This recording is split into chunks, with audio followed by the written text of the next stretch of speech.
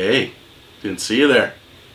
So, I got something a little secret to talk to you guys about. What I want to talk to you about is some secret uses for the Amazon Seller app. See, a lot of people think that they use the Amazon Seller app right, and maybe they're partially using it. But what I want to show you guys in this video are some secret ways to actually search for things using the Amazon Seller app. Now, I know that there's other apps out there like Scoutify 2 and Scoutify 1 and any number of other apps that'll scan stuff. And some of them are better or worse than others. I don't really know. But the Amazon Seller app is the most commonly used one, and it's actually the one that I prefer. I prefer it over Scoutify 2. I don't know why, but maybe it's just because I'm, a crotchety old fart that doesn't like change.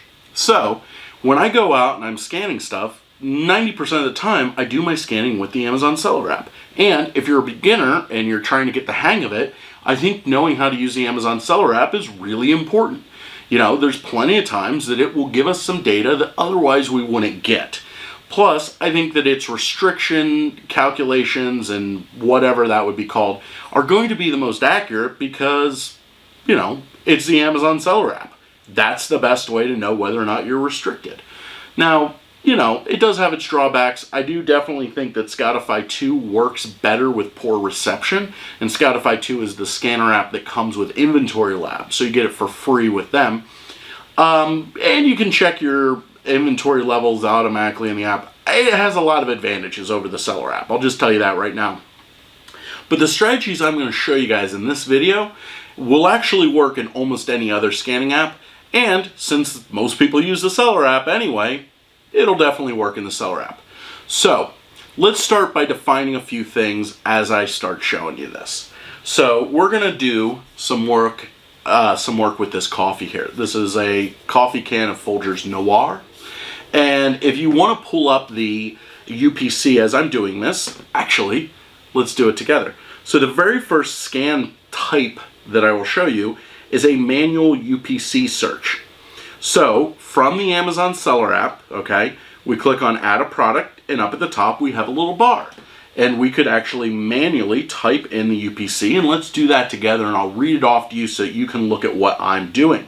Now I am going to, of course, put screenshots in, but let's do 025500900032.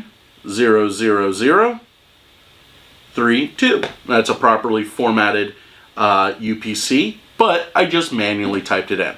I don't know why you would really do that, but it can come in very useful if, for instance, you're scanning books and there's like a sticker and all you can kind of see is the barcode, the bottom of the barcode, and you just barely make out the numbers. That's when you use this a lot. Click the wrong button. So once we type that in, we hit search and it pulls up the coffee.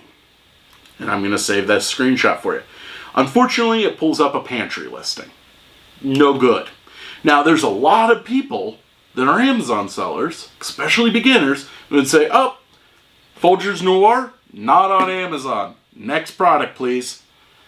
Guys, I didn't grab this because it's not on Amazon. I grabbed it because it's on Amazon, but it's hard to find. So let me show you how to find it. So let's try that again. This time, we're going to actually scan it with the barcode scanner. So that's pretty standard. Oh, what do you know? I got the same results. This is something that people don't realize. When you pull up the barcode scanner in the Amazon Seller app, it's actually a keyboard input for your phone. So you actually can encrypt data into a barcode. Theoretically, with a large enough QR code, you can encrypt a Tetris-style video game in it. Really, look it up on YouTube. It's amazing. But the UPC, we can have, I think it's like 10 bits of data or whatever, however many digits a UPC is. So now, I have determined that I cannot find this product with a good Amazon listing using only the barcode scanner. Doesn't work. So let me show you some other things we can do. So let's go all the way back to the home page of your Amazon Seller app. And up in the upper right hand corner, there's a little camera icon. Now this is different than the regular scanning mode. We can use this to scan things and scan barcodes, okay? But we see these little dots. I'm going to save a screenshot of that. If we actually use that, we can then do an image search on the front of this coffee. And what do you know?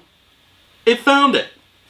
Okay? So now, rank 6,060 in grocery, $22 payout, $12.34 payout, but it's a pack of 6.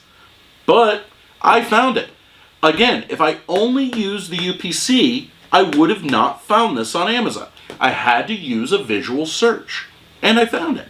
So let's talk about another very powerful type of search that we can do with the Amazon Seller app, and that would be a title search or a text search. Now, I've already done the UPC where I manually typed it in. I took a photo of it, took a photo of the front of it. So far, so good.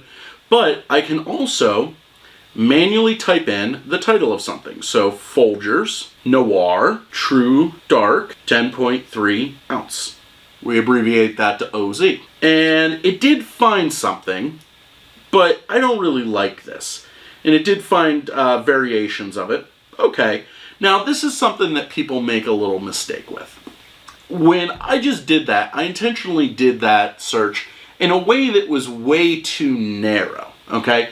It's not going to pull up a lot of stuff because I put in Folgers, Noir, True Dark, and then a weight, okay? So what if the weight is slightly formatted? What if the Amazon title says ounces instead of OZ? Or it says 229 grams instead of 10 point whatever ounces. Well, then it's not going to pick it up right. So we want to make sure when we are doing a title search that we have just enough information to find it, but not too much information. And the way to tell would be if you put too much information, you won't find anything. You were too specific. If you don't put enough in, you'll find way too much stuff. So not enough information would be just searching Folgers. Now, I can't see how many items I found, but it's a lot. I'm just scrolling right through, and none of this looks like what I'm looking for. Okay, so Noir, okay, let's add Folgers Noir. Let's try to spell it right. Okay, now I found a bunch of varieties of Folgers Noir. I'm going to take a screenshot of this, but you guys should be searching this at home while I'm making this video. It'll actually explain a lot of stuff to you. So, we found it. We can see there's K-Cups, then there's something that looks like this, and we're back to that listing with the 6,060 in grocery. And going through here, there's other variations of this that are actually smaller packs. So some of these are actually kind of profitable. I know one of these. It's ranked 200K in grocery. I'll share this as a little capture here. But now I can actually find this and maybe find a 2-pack for it or a 3-pack for it. You know, that 6-pack wasn't really profitable because I'd have to get them for under $2. This was $3.99 from the grocery store, and this is just my favorite kind of coffee. So, that being said, it kind of opens me up. What if there was a 3-pack that was profitable? I don't know, but now I can find out with the Amazon Seller app. Now, let me show you guys something that's a little specific just to books, and that would be an ISBN search. So this book does have a barcode on the back, does have a UPC, and I can search it, and it finds it. Perfect. First shot. Okay? Ranked 3,700 in books. Awesome.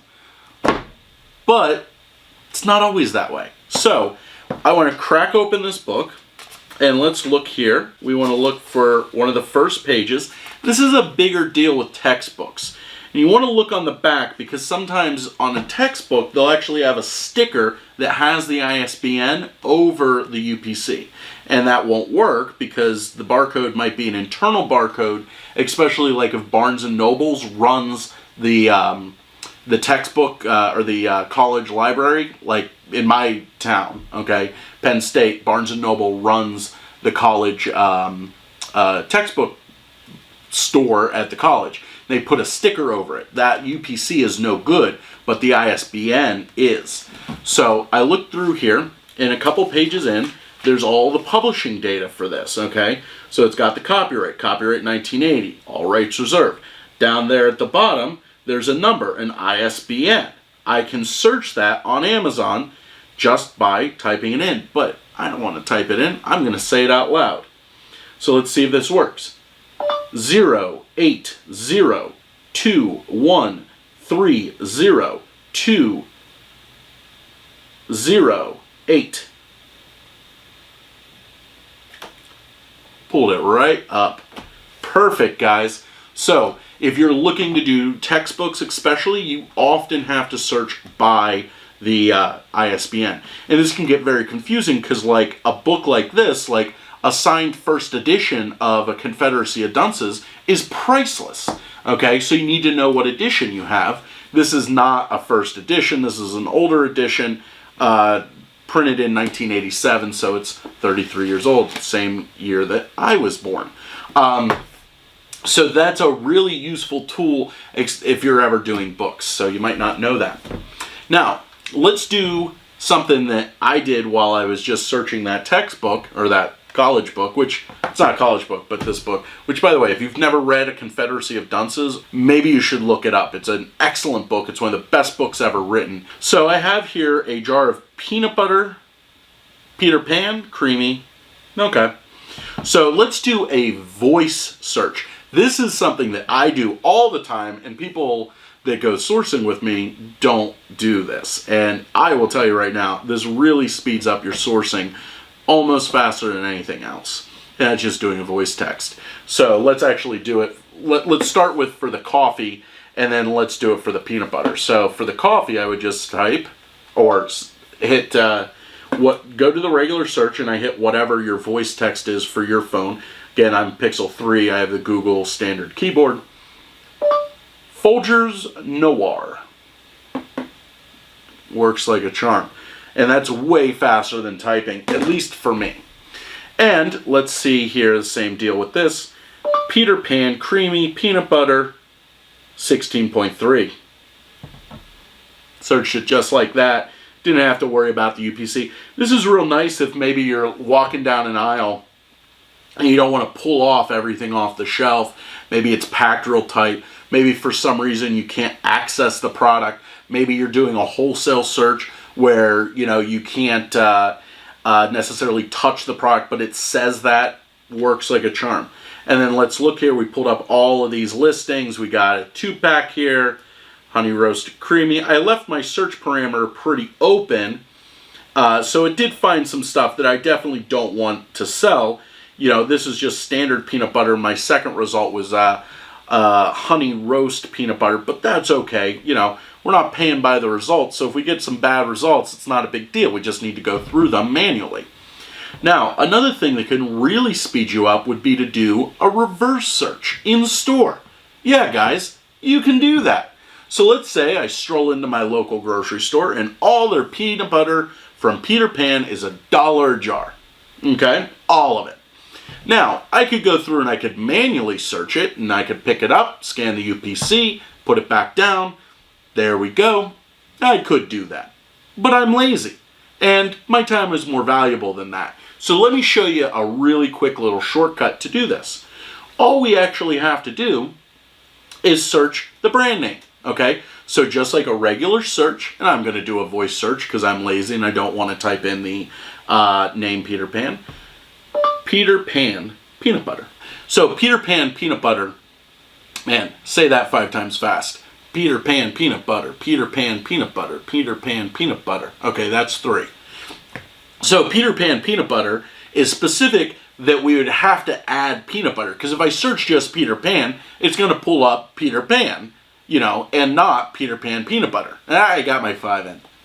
So by searching it this way, I can see all of the different listings, all of the variations, and be able to make a decision, what do I want to buy? So these are all $1, let's say. You know, I'm at my grocery store. Oh, here's a pack of 6, $33, $19 payout. I would make $13 on this purchase. Perfect. So by doing that, I can actually speed up my searching when I'm out at a store. So instead of having to manually grab each item off the shelf, I would just do that, and then I have a list in my hand of the prices of everything on Amazon that's Peter Pan peanut butter, and I can see what is and isn't profitable. That's actually a really good shortcut to speed up your searching. It saves me a lot of time and a lot of effort in the grocery category. Now, one last search, and this is one that can save you a lot of money. And especially after you start getting into this. If you're a beginner, completely have never sold anything on Amazon or you don't have a lot of inventory, this isn't going to be that useful to you. But where it's really useful is people like myself that have sold a lot of stuff and I don't remember what I've sold.